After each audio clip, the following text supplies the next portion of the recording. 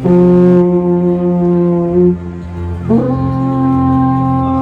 per le vie del borgo, fra il ribolir dei tini, va l'aspro odor dei vini, l'anime a rallegrare.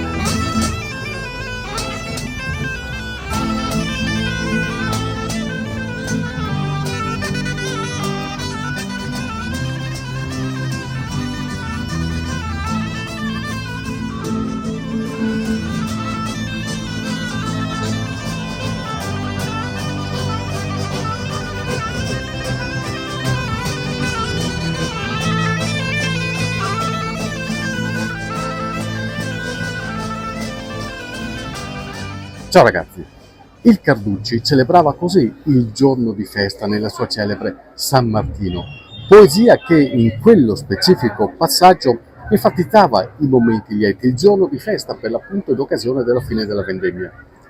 Ma io credo, e sinceramente lo cerco anche, che ci sia realmente della poesia nelle feste paesane, come quella che si svolge qui a Mele a Mel, nel cuore della Valbelluna, dove un'intera comunità si mette in mostra per raccontare la propria storia e le proprie ricchezze, che sono proprio colme di momenti e di elementi unici.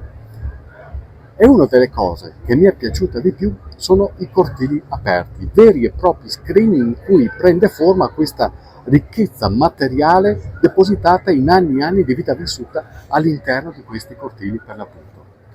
E sono messaggi che, seppure provengono da lontano nel tempo, hanno ancora una straordinaria attualità. I cortili aperti sono una splendida scoperta per tutti i nostri amici che vengono a trovarci e visitarci da tutto il Veneto anche oltre, ma soprattutto per gli abitanti di Mel, gli zumellesi, che in occasione di questa manifestazione possono visitare completamente il loro paese. Ma quindi è una scoperta anche per loro? Assolutamente sì, da 20 anni, dal 2000, hanno iniziato ad entrare in alcune corti che normalmente erano chiuse. E sono corti tuttora abitate, vissute? Alcune abitate, alcune non vissute, sono però delle corti bellissime che vale la pena di vedere una volta. E com'è nata l'idea? L'idea è nata per un dono della natura, perché nell'anno 2000 c'è stata veramente un'abbondante produzione di mele. E cosa facciamo di queste mele? Proviamo a venderle. E così è nata la manifestazione. Immagino inizialmente con pochi metri quadrati. Pochissimi metri quadrati, pochissime cassettine di mele, però con la simpatia di chi è venuto a trovarci.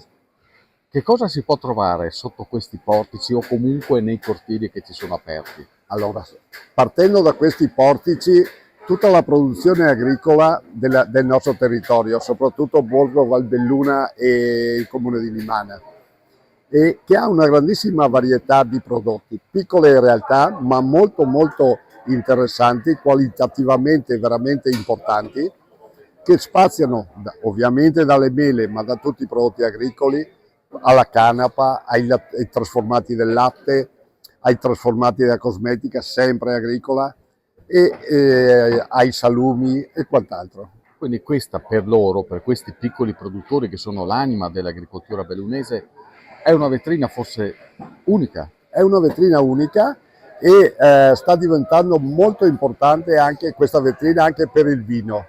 Il nostro territorio, che una volta produceva vino, ha smesso gli anni 80 agli anni 90, ha ripreso da pochi anni con eccellenti qualità anche in questo campo, soprattutto per quanto riguarda le varietà resistenti, i famosi pigui che richiedono pochi trattamenti. Questo è il cortile Francescon, a mio avviso il più bello di tutta la manifestazione, perché qui proprio si ricorda la poesia dei tempi che furono, con i ricordi, i mestieri e soprattutto i sapori di una volta, ai quali nessuno vuole rinunciare. Partiamo dal forno della Contrada, questo qui costruito nel 1860, e qui tra poco verrà cotto il pan di Pasqua.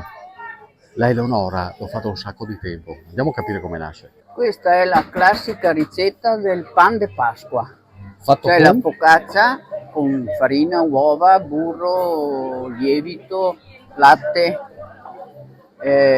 arancia e limone, buccia arancia, buccia di limone.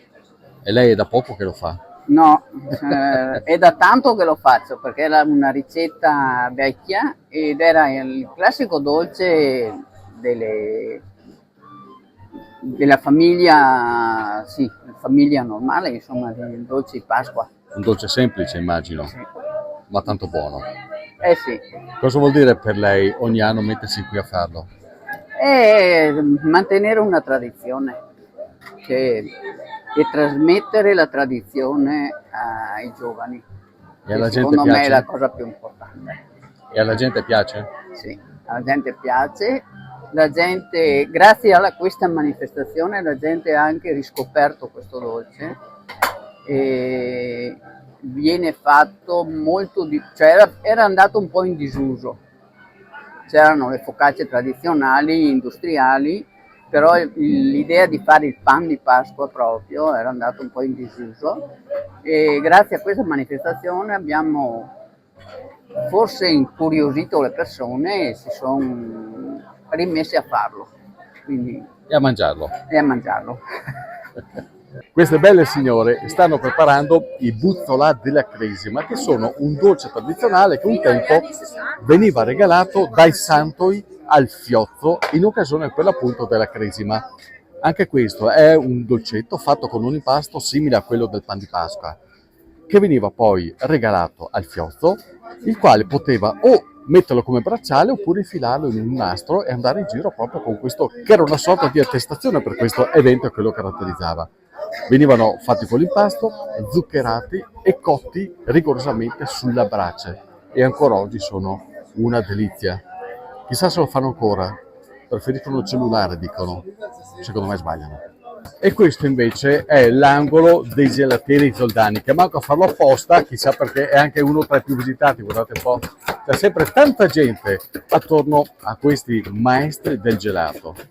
Fanno vedere proprio come si faceva un tempo, partendo dalla rottura del ghiaccio, come vedete, alla preparazione di una macchina che ha più di un secolo di vita, con l'utilizzo del sale, insomma, proprio come si faceva anticamente. E vi garantisco che il gelato è un qualcosa di straordinario.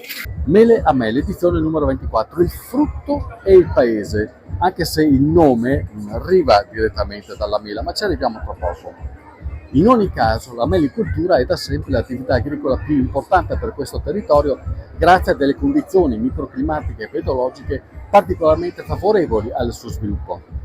E nel corso dei decenni proprio questa attività agricola legata alla mela ha creato non soltanto un indotto economico, ma una vera e propria civiltà della mela, con tanti elementi, con tanti contenuti ricchi di unicità che qualcuno continua anche a portare avanti. La provincia di Belluno e soprattutto questa zona qua, destra, sinistra, Piave, è sempre stata una zona di mele, di piante che venivano piantate ancora secoli fa, che crescevano enormi patriarchi che ci parlano della storia dei nostri nonni.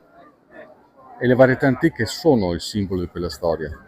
Certamente, sono varietà che venivano coltivate proprio perché i nostri nonni conoscevano le diversità, sapevano qual era la mela più precoce e che utilizzo ne veniva fatto, quella che invece maturava più tardi, che si conservava di più. E quindi era tutta una cultura, non era solo una questione di biodiversità di piante, era proprio una questione di cultura popolare.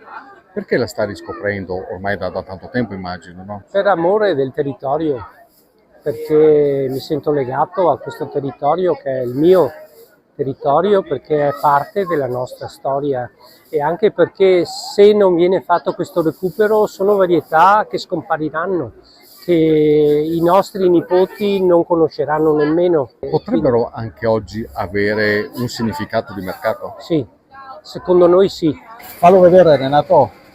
Ragazzi, Ecco, questo è il succo di mela appena spremuto e bevuto così, fresco, appena nato dalla mela. Vi assicuro che è un qualcosa di straordinario. Era Renato? certamente questa è la cosa più naturale che si trova in commercio. Fantastico. Si può testarlo? È lo solo da bellezza. No, si può. Si può anche testarlo, vero? Sì. È poco convinto, ma va bene. Sì. Come dicevo, il nome del paese non deriva dalla mela, ma deriva dal castello di Zumelle che si trova qui vicino, e così chiamato perché anticamente si intendeva contrapposto al castello gemello di Castelvinte che adesso non c'è più. Ma le origini comunque di questo paese sono antichissime. Pensate che negli anni 60 vi fu un ritrovamento eccezionale di un insediamento con necropoli di età paleoveneta e molti di quei reperti oggi sono conservati proprio nel museo archeologico allestito in centro in uno dei tanti palazzi stupendi che lo caratterizzano. Poi arrivarono i Galli, poi ci fu l'influenza dell'epoca romana, siamo sulla via Claudia Augusta Tinate. Entrò Mela a far parte della Serenissima e a quel periodo si deve la costruzione degli splendidi palazzi che tuttora caratterizzano il centro, che a sua volta è ricco di una storia dal fascino incredibile, perché il centro storico sorgeva su un colle fortificato grazie all'esistenza di un castello molto grande e il perimetro di quel castello oggi è praticamente segnato dai palazzi che racchiudono il centro storico. Quindi è una storia che si raccoglie intorno al paese e che continua comunque a raccontarlo in qualche modo con le epoche che passano, ma con i valori e i sapori che rimangono. Una festa come questa, che cosa rappresenta per un zumellese? È una festa molto importante, è una festa che viene attesa da tutto l'anno, da tutta la nostra comunità, perché è rimasta una delle poche feste che rianima il senso di comunità all'interno del nostro paese. E questo è molto importante perché a distanza di anni ha in qualche modo fatto riaffiorare quella che è la nostra vera identità e ci ha fatto in qualche modo riscoprire quelle che sono le nostre vere origini rurali. Io dico sempre che questa festa è importante perché fa riscoprire l'anima essenziale di questo nostro territorio fatto di autenticità non soltanto nella parte dei prodotti che presentiamo, ma autenticità anche nelle nostre persone che sono così come le vediamo, tanto laboriose ma anche con grande disponibilità nell'ambito del volontariato e che si rendono disponibili per ogni occasione per cercare di valorizzare il bello che c'è nel nostro territorio. Qui ci sono 16 cortili, c'è tutta una comunità, quindi quante persone lavorano a un evento del genere? Ma sicuramente lavorano dalle 1000 alle 1500 persone in ambito organizzativo. Tutto il paese? Assolutamente tutto il paese, e questo è un momento in cui il volontariato, l'associazionismo riprende forza, riprende vigore e si ricarica per nuovi obiettivi, nuove prospettive verso gli anni a venire, e soprattutto dà un senso di comunità che soprattutto dopo il Covid si è un po' affievolito come in tutte le altre realtà del nostro paese. Ma sono tanti i cortili aperti, sono tanti i gruppi frazionali che lavorano, ma questa manifestazione, una delle cose importanti, ha creato l'orgoglio di noi abitanti per il nostro paese, e questa secondo me è una cosa importantissima, poter mostrare un paese veramente bello che non sapevamo neanche noi di avere. È un sentiero da percorrere, forse non soltanto per me, ma io credo anche per la provincia di Belluno, che in genere viene anche un po' trascurata, se non per le Dolomiti in tanto tali. Noi negli anni siamo stati bravissimi, secondo me, a tenere nascosti i nostri paesi, i nostri prodotti, le nostre eccellenze. Quindi oggi abbiamo la possibilità di avere qualcosa di nuovo che gli altri non hanno visto. Questa secondo me è la strada da percorrere per poter anche sopravvivere in questi paesi. Fabio, l'ultima chicca. Beh, allora chiudiamo la giornata con questa novità del nostro territorio. Un vermouth fatto a base di vino Solaris.